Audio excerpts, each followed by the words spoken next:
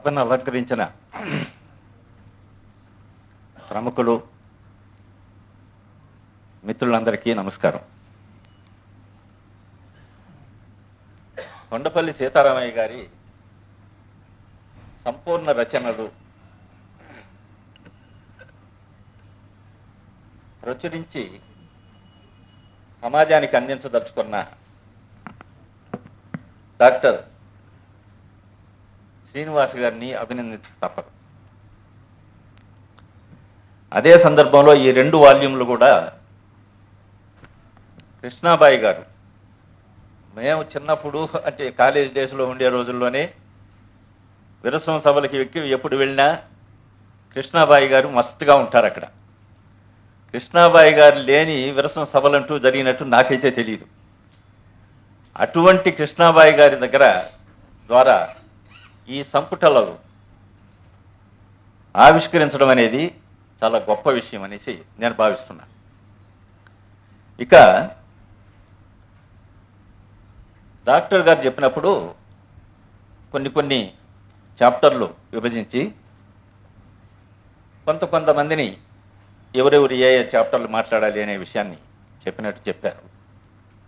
వాస్తవానికి సీతారామయ్య గారి రచనలన్నీ కూడా ఆయన ఆచరణే. ఎందుకంటే ఆయనే చెప్పినట్టు, డాక్టర్ గారు చెప్పినట్టు వివిధ నామకరణలతో ఆయన వ్యాస రచనలు, పార్టీ డాక్యుమెంట్లు ఇవన్నీ కూడా చేశాడు. అప్పుడు చాలామందికి తెలియకపోవచ్చు ఇది సీతారామయ్య గారి రచన అనేసి. అయితే సీతారామయ్య గారి రచన మనం చూస్తే వెంటనే గుర్తుపట్టచ్చు. ఆయన అంత క్లుప్తంగా అందరికీ అర్థమయ్యే భాషలో, అసలు ఒక్కొక్కసారి నేను చదివినప్పుడు కూడా మావో రచనలు నాకు ఆ విధంగా అనిపించేది.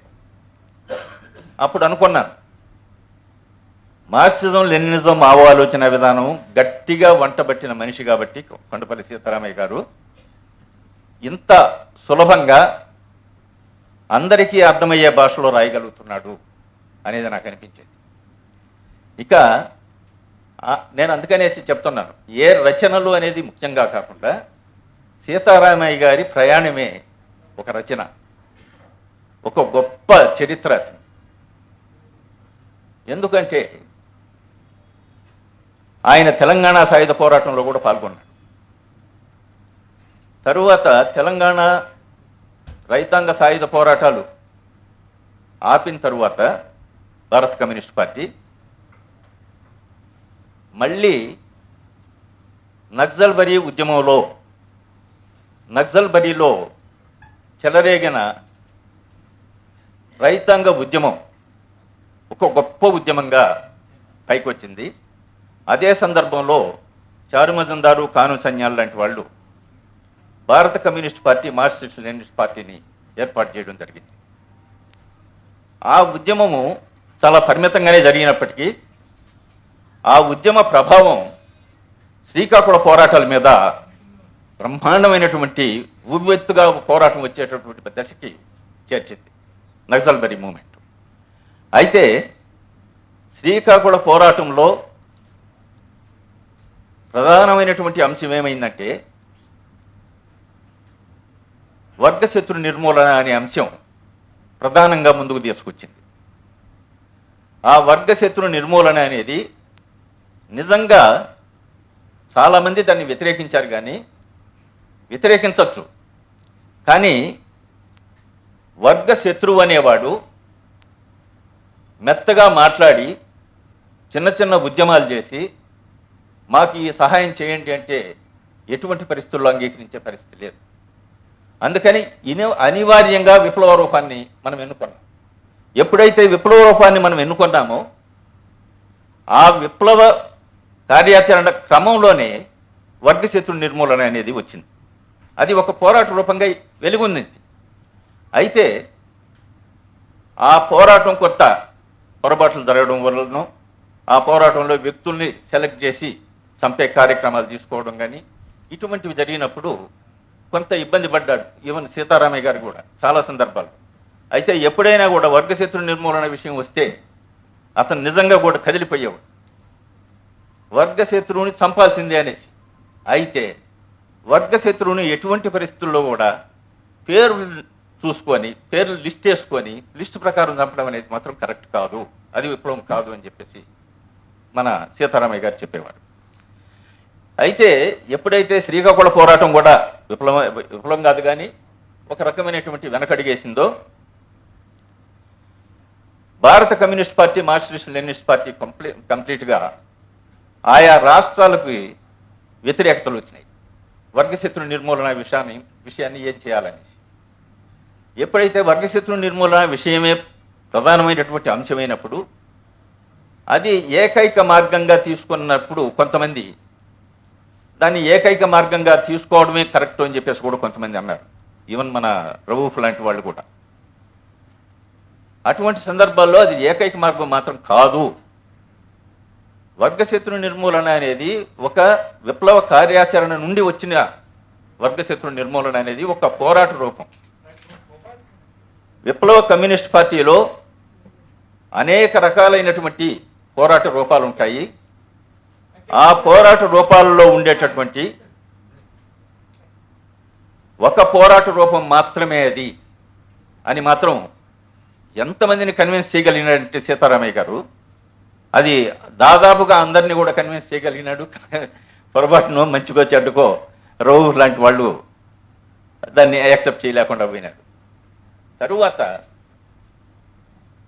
శ్రీకాకుళ పోరాటాన్ని ఎప్పుడైతే ప్రధానంగా పార్వతీపురం కుట్ర కేసు పెట్టి దేశవ్యాప్తంగా అనేక మంది విప్లవ నాయకుల్ని ముద్దాయం చేయడం, అనేక మంది నాయకుల్ని శ్రీకాకుళ పోరాటంలో ముఖ్యంగా ఊచకోత కోసి చిత్రహింసలతో చంపడం, ఇది జరిగిన తర్వాత ఉద్యమం కొంత వెనుకడిగేసింది. ఆ టైంలో ఏం చేయాలి అనే సమస్య వచ్చినప్పుడు కొండపల్లి సీతారామయ్య గారు స్పష్టంగా మనం ప్రజా సంఘాలలోకి వెళదాం, ప్రజల్ని ఉత్తేజపరుస్తాం, ప్రజల నుండి విప్లవం రావాలి, కానీ మనం ఏదో ఒకటి చెప్పి మీరు విప్లవం చేయండి అంటే చేయడం అనేది కరెక్ట్ కాదు. కాబట్టి ప్రజా సంఘాలని ఏర్పాటు చేయాల్సినటువంటి అవసరం ఎంతైనా ఉంది అని స్పష్టం చేయడం జరిగింది. ఆ క్రమంలోనే అంతకుముందే 1970లోనే విప్లవ రచయితల సంఘం ఏర్పడడం, విప్లవ రచయితల సంఘం విప్లవ పార్టీ కంటే కూడా బలంగా ఉద్యమాన్ని సాధించింది అని చెప్పి మాత్రం చెప్పగలం. ఎందుకనంటే మార్క్సిజం లెనినిజం మావో ఆలోచన విధానాన్ని ప్రజల్లోకి తీసుకుపోగలిగినటువంటి పరిస్థితి విప్లవ రచయితల సంఘం చేసింది. అదే సందర్భంలో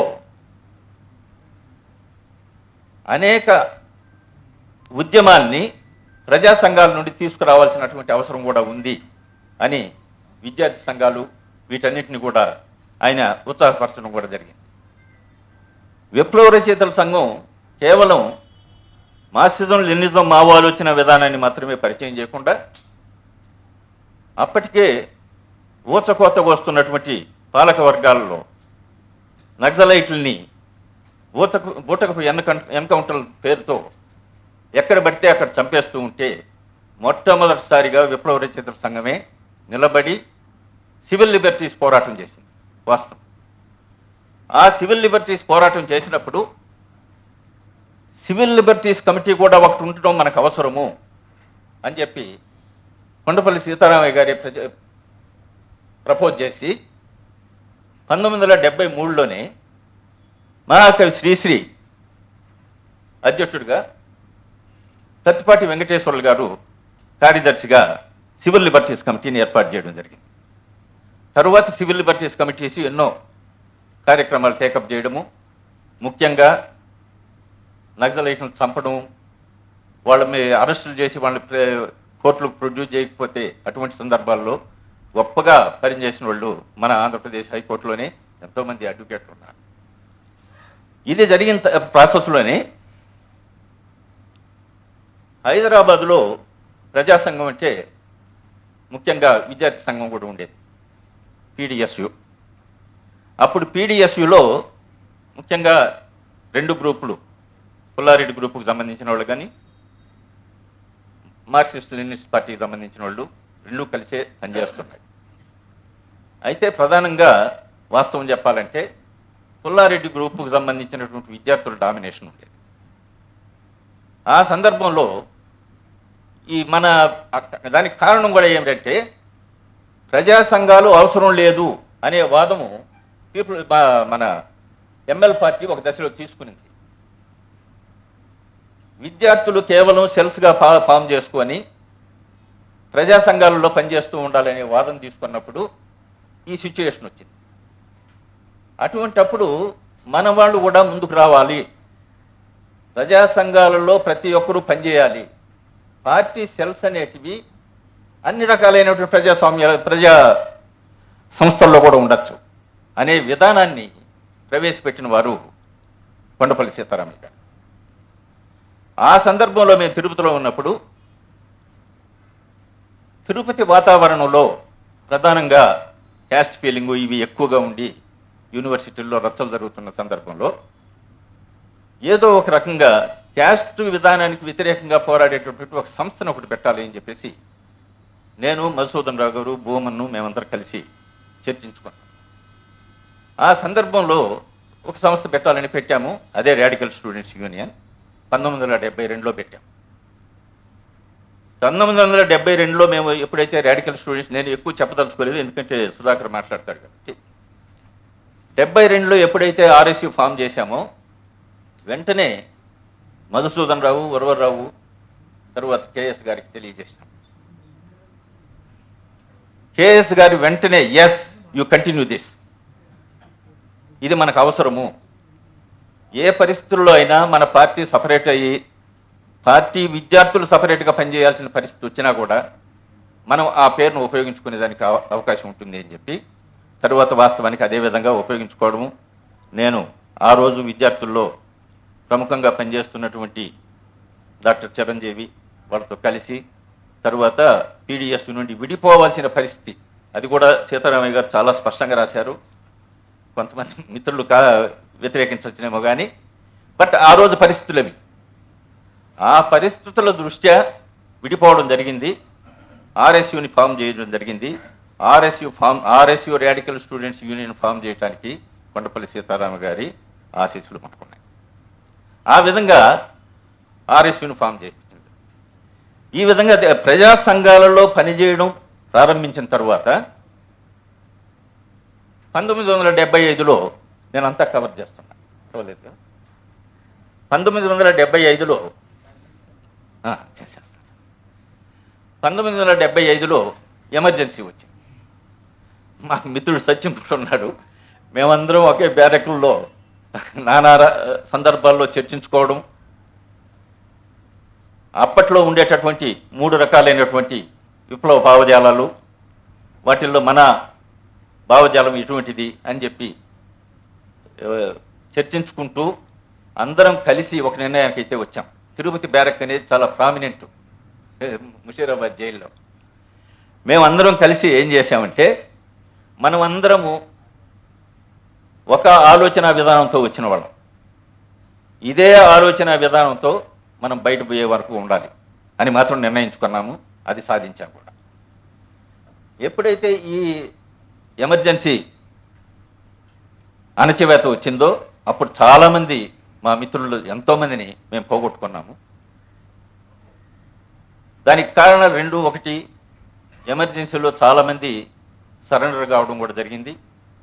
కొంతమందిని ఎక్కడ పడితే అక్కడ పట్టుకొని ఎన్కౌంటర్లు చేయడం కూడా జరిగింది. అట్లా చాలామంది పోగొట్టుకున్నాం. అట్లా ఎమర్జెన్సీ వెళ్ళిన తర్వాత ఎమర్జెన్సీని క్యాన్సిల్ చేసిన తర్వాత కొంత తర్వాత జనతా పార్టీ అధికారానికి వచ్చింది. జనతా పార్టీ అధికారానికి వచ్చిన తర్వాత ప్రధానంగా సాయుధ పోరాటాన్ని ఏం చేయాలి అనేది ఒక సమస్య వచ్చింది. ఇక్కడ నేను మళ్ళీ దాని తర్వాత పొడిగించను, ఎందుకంటే ఇక్కడికి ఆపుతాను, ఎందుకంటే 2 వాల్యూముల విషయాలే వచ్చినాయి కాబట్టి. సాయుధ పోరాటాన్ని ఏం చేయాలి అనేది సమస్య వచ్చినప్పుడు 1977లో ఆగస్టు తీర్మానం పేరుతో తెలంగాణ కమిటీ, ఉత్తర కమిటీ తీర్మానం చేసింది. ఆ తీర్మానంలో స్పష్టంగా సాయుధ పోరాటాన్ని ఆపి ప్రజా సమీకరణ చేద్దాము అనేది దాని సారాంశం. దాంతో ఒక్కసారిగా భారత కమ్యూనిస్ట్ పార్టీ మాలేకి సంబంధించిన వాళ్ళు ఎక్కడోళ్ళు ఆడ స్తబ్దత అయిపోయింది. అసలు అర్థం కాలేదు జనానికి. సాయుధ పోరాటాన్ని మానేస్తే ఇంకా విప్లవం ఏముంది అనే పద్ధతి చెప్పినాడు. ఆ సందర్భంలో మేము సీతారామయ్య గారితో మాట్లాడినప్పుడు ఒక సింపుల్గా ఒక ఉదాహరణ చెప్పాడు.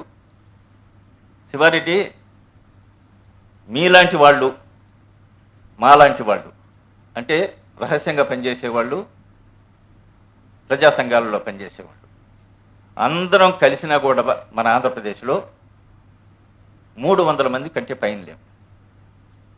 ఈ 300 మందితో భారతదేశ విప్లవాన్ని కంప్లీట్గా మనం విజయవంతం చేయగలమా? ఆశ్చర్యం. ఎంత సింపుల్గా చెప్పాడంటే, నేను అడిగిన ప్రశ్న కూడా ఏమిటంటే అయినప్పుడు, మనం మానేసాము, సాయుధ పోరాటం వద్దంటున్నాము, ఎవరితో ఏం మాట్లాడాలనే సాయుధ పోరాటం లేకపోతే ఇంక విప్లవం ఏంది అంటున్నారు, వాళ్ళకి ఏం సమాధానం చెప్పాలి మాస్టర్ అంటే, ఇది సింపుల్ కారణం శివారెడ్డి, ఇది మనం ఎందుకు చెప్పకూడదు. తరువాత ఎన్నికలను బహిష్కరించే కార్యక్రమాన్ని కూడా చెకప్ చేశాం. ఎన్నికలను బహిష్కరించాల్సిన పరిస్థితి వచ్చినప్పుడు, ఎవరు ఎన్నికల్లో మనం పార్టిసిపేట్ కానప్పుడు, ఎవరో ఒక పార్టీ, బూర్జువా పార్టీలు అధికారానికి వస్తాయి కదా, అటువంటిప్పుడు మనం ఎందుకు ఎన్నికల్లో ఏదో ఒక పార్టీలో పాల్గొని వాళ్ళకి సహకరించకూడదు, ఎవరైతే ప్రోగ్రెసివ్గా ఉంటారో వాళ్ళకి అని అంటే, ఆయన ఒకటే మాట చెప్పాడు. ఎన్నికల్లో మనం పాల్గొనొద్దు అని చెప్తున్నాం. ఇప్పుడు జనతా పార్టీ అధికారంలో ఉంది, ప్రజాస్వామ్యం అమల్లో ఉంది కొంతవరకు. ఈ ఎన్నికల సభల్లోనే మనం బహిరంగ సభలు జరిపి ఎందుకు ఎన్నికలను బహిష్కరించాలి అని అంటున్నాము అనే విషయం చెప్పండి ప్రజల్లోకి వెళ్ళి. అది విప్లవ ఉద్యమానికి ఎంతో దోహదం చేస్తుంది. ఆ పద్ధతుల్లోనే చేయడము, తరువాత మనం అల్లం నారాయణ గారు చెప్పినట్టు తర్వాత go to villages campaign, people's war group, ఇవన్నీ ఏర్పడ్డాయి. అవి తరువాత పుస్తకాలలో వస్తాయి కాబట్టి అవి నేను ఇప్పుడు చెప్పడం కూడా మంచిది కాదేమో. కాబట్టి కొండపల్లి సీతారామయ్య గారి అవగాహన, ఆలోచన, ప్రజలతో అతను మెలిగే పద్ధతి నిజంగా కూడా విప్లవకారులు అంటే భయపడే జనానికి ఎంతోమందికి అది ఆదర్శనీయం. మనం మనుషులం, మనం బేసిక్గా హ్యూమనిస్టుం. మొత్తం హ్యూమనిజంలో ఎక్కడైతే దోపిడీ అనేది కంప్లీట్గా జరిగి దోపిడీదారులు ప్రపంచాన్నే ఏలే పరిస్థితుల్లో మనం ఉన్నప్పుడు సీరియస్గా మనం విప్లవ విధానాన్ని అవసరమైనప్పుడు వర్గశత్రు నిర్మూలన కూడా చేపట్టాం. అయితే అది అవసరం లేనప్పుడు మానేస్తాం. మనకేం అవసరం లేక మనమేమి ప్రతిదీ మనం తీసుకొని మనం చెప్పినాం కాబట్టి మనం చేయాల్సిందే అనే ధోరణి మనకు అనవసరము. ఈ ఆలోచన నిజంగా కూడా ఎటువంటి విప్లవకారుడినైనా కన్విన్స్ చేయాల్సిందే, భారత విప్లవంలో పాల్గొనాల్సిందే. Thank you.